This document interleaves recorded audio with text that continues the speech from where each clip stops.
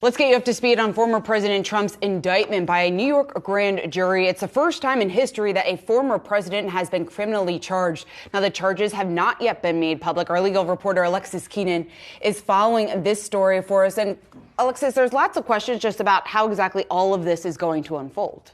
Yeah, so we're just learning, though, in the last few minutes here that the judge has signed an order that says that the DA, Alvin Bragg, can go ahead and unseal this indictment. So we could see it sooner than we thought. Sometimes in New York, these indictments are held until the defendant is arraigned. But let's just take a step back here and go over what has transpired from last night up until today. At least 12 members of a grand jury in New York, they voted that there is enough evidence to charge Donald Trump with felonies specifically. Now, those are crimes that are punishable by over 1 year. Now, in New York, a grand jury votes is required in order to bring these felony charges unless the defendant waives that type of inquiry. Now, a juror's job is to really take a look at this evidence and decide if there is probable cause. And what that means is it's more likely, they think, than not that a crime has occurred.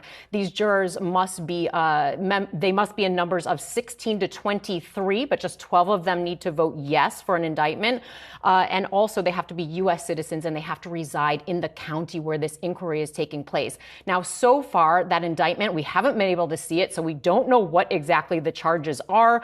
Apparently, Fox News has reported that Donald Trump's, one of his attorneys has said that they're expecting 34 counts of business fraud. And the way that his lawyer put it is that it's possibly one count of fraud for each hush money payment made to the film star Stormy Daniels, that this is, of course, all about. Now, that shows us that there are separate payments totaling that $130,000, according to Trump's attorneys. But what's next is we can expect Trump to surrender. We're hearing that he will voluntarily surrender himself to New York authorities and that he'll be traveling from Florida to New York. And he will have to make a first appearance and he will have to be arraigned, meaning he will have to be apprised of the charges that he is facing. Those could happen in the same hearing before the court. He will be asked to enter a plea after that time. He will also be booked. He will get a mugshot. He will be fingerprinted. So this is serious a matter taking place here. We will be watching on Monday and Tuesday to see how all of this unfolds. Meanwhile, Trump denies all of these potential accusations. He has repeatedly since 2016 denied that there was any encounter at all with Stormy Daniels. And the American people had a lot of questions, including what's new, why now, what changed in the years since this first came to light. Yeah.